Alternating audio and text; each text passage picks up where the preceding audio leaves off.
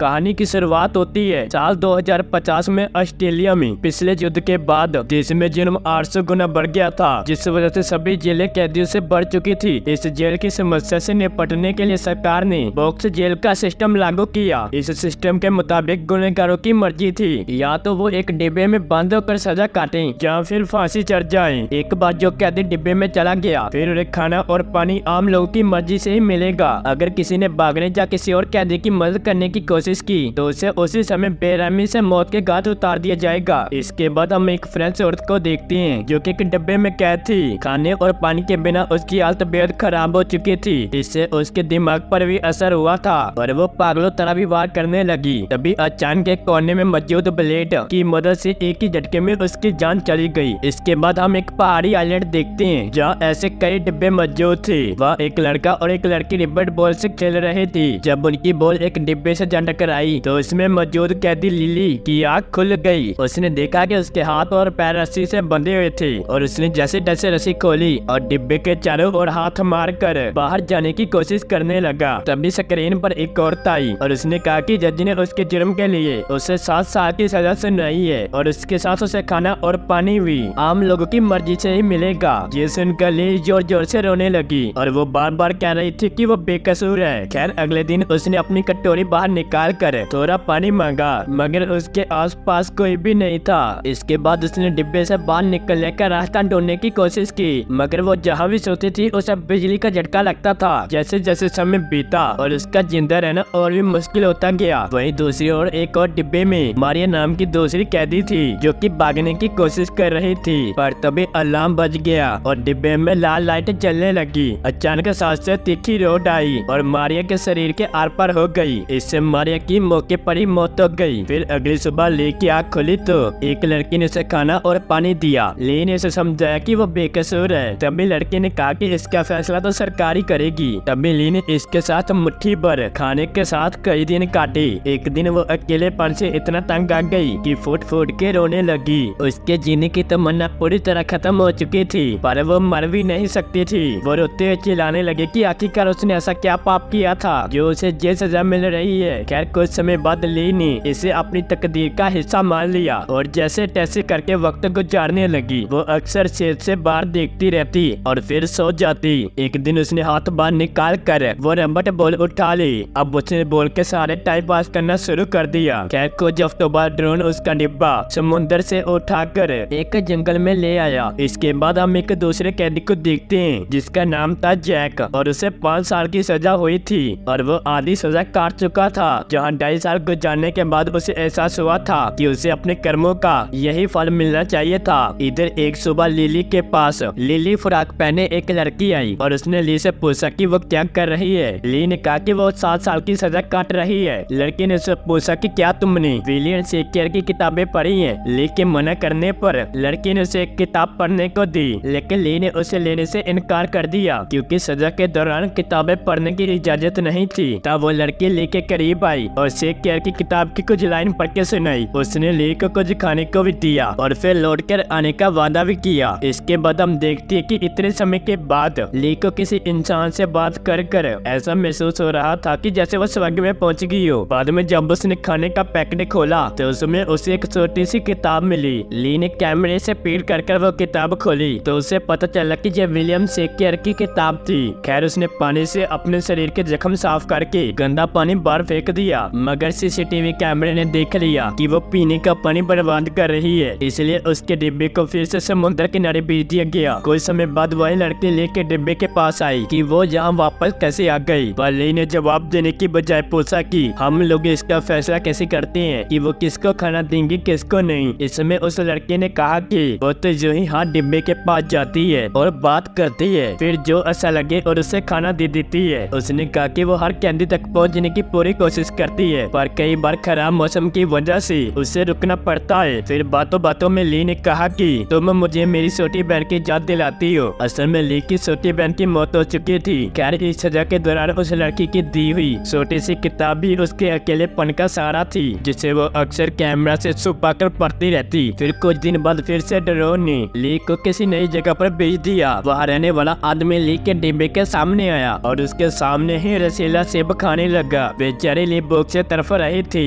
इसलिए उसने इस आदमी से सेब की भीख मांगी। पर उस आदमी को लीप पर कोई तरस नहीं आया। वो तो कहने लगा कि सभी कैदियों को बिना किसी रहम के मौत के घाट उतार देना चाहिए। खैर फिर उसने ली को एक ऑफर दिया। उसने कहा कि वो ली को सेब खाने दे सकता है, पर इसके बदले ली को भी उसके साथ शारीरिक संबंध बनाने होंगे। हालांकि ये कानून के खिलाफ था, लेकिन ली से भूख बिल्कुल बर्दाश्त नहीं हो रही थी, इसलिए वो मजबूरन इस चीज के लिए राजी हो गई। ली ने अपने कपड़े उतारे और खुद को उस आदमी के हवाले कर दिया। जब उस आदमी ने ली के साथ संबंध बनाई तो अचानक हवा में उड़ रही ड्रोन ने उस आदमी के चित्रे उड़ा दिए और इस बीच एक गोली ली के पैर में भी लग गई और वह बुरी तरह कराने लगी। लेकिन फिर भी उसने जैसे तैसे छेद से हाथ बाहर निकाल कर सेब ले लिया और तुरंत उस पर टूट पड़ी। लेकिन वह सेब तो पूरी तरह कीड़ों से भरा पड़ा था, जिसे देखकर उसे उल्टी आ गई। फिर रात को जोरदार सायरन की आवाज से ली की आँख खुली और फिर कंप्यूटर से आवाज आई, आज उसने बहुत बड़ा कानून तोड़ा है। जिसके बाद उसे लगातार 7 दिन तक जागने की सजा सुनाई गई। पर ये 7 दिन ली ने बड़ी मुश्किल से गुजारी। पर जब भी उसकी आंखें एक पल के लिए बंद होती तो डिब्बे में जोरदार सायरन बजने लगता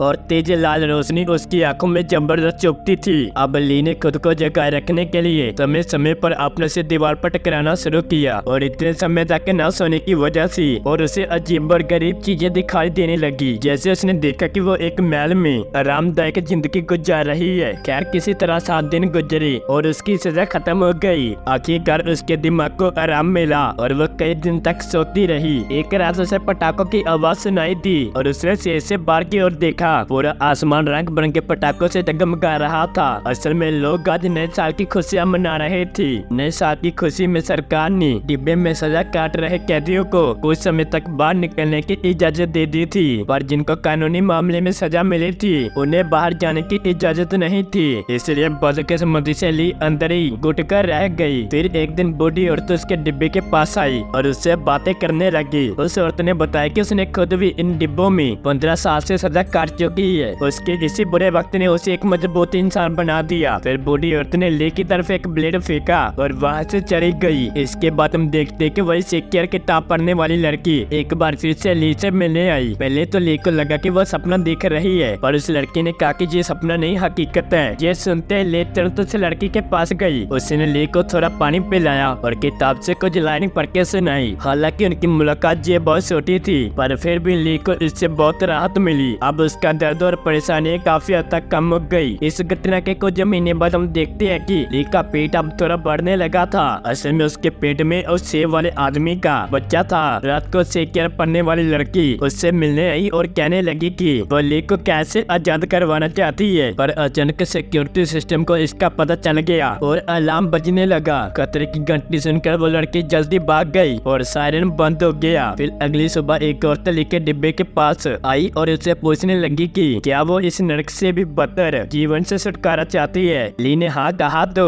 उस औरत ने दूर से वो डिब्बा दिखाया जो कि जल रहा था। फिर उसने कहा कि इस जेल से छुटकारा तुम्हें मौत दिला सकती है। खैर ली को ऐसे रहम की जरूरत नहीं थी। खैर उसने जो ही डिब्बे में कैद होकर सजा काटने का फैसला किया। फिर कुछ महीने और बीते और ली के पेट में जोरदार दर्द होने लगा। काफी समय से भयानक दर्द सहने के बाद उसने डिब्बे में ही एक छोटे बच्चे को जन्म दिया। जब उसने बच्चे को अपनी बाहों में लिया मानो वो सारे दुख दर्द भूल गई, पर उसकी खुशी ज्यादा देर तक नहीं टिकी क्योंकि सिक्योरिटी सिस्टम को पता चल गया वहाँ ली के अलावा कोई और भी है। फिर डिब्बे में एक गैस छोड़ दी गई जिसकी वजह से ली बेहोश हो गई और जब उसकी आंखें खुली तो बच्चा गायब हो चुका था। ये देखकर वो पागलों की तरह रोने लगी और उसने चिल्लाकर अपना बच्चा वापस मांगा, पर उसकी गुहार सुनने वाला वहाँ कोई नहीं था। कुछ समय बाद ली के डिब्बे में जोर जोर से समुद्र की लहरें टकराने लगी और तो भयंकर बारिश की वजह से उसके डिब्बे में पानी भी बढ़ गया। ली ठंड से कांप रही थी और जल्दी पानी की वजह से सिक्योरिटी सिस्टम भी खराब हो गया। इसलिए वो ली को डिब्बे में बाहर का इंसान समझने लगा। जब सरकार के ऑफिसर को ये पता चला उन्होंने ली को आखिरी चेतावनी देकर कहा अगर बाहर का इंसान डिब्बे से बाहर नहीं निकला तो उसे जल्दी मार दिया जाएगा। वही बेचारी ली बढ़ते पानी में डूब रही थी। जल्दी ली को दिया हुआ समय खत्म हो गया और एक ड्रोन उसका डिब्बा उठाकर सजा के लिए ले जाने लगा, पर रास्ते में ड्रोन पर बिजली गिरी और ली का डिब्बा समुद्र में जा गिरा। अंत में हम देखते कि कुछ आम लोग समुद्र के किनारे खेल रहे थे। कुछ समय बाद उन्हें एक डिब्बा बहता हुआ दिखाई दिया जो किनारे पर आकर रुक गया और साथ ही ली भी उसके साथ किनारे तक बहकर आ रुकी, पर वो उसकी मदद ना करते उसको उसी हालत में छोड़कर वहाँ से चली गई। और इसी के साथ ये अजीब और गरीब कहानी खत्म हो गई। अगर वीडियो पसंद आई तो लाइक करना, चैनल को सब्सक्राइब करना। मिलते हैं अगली वीडियो में।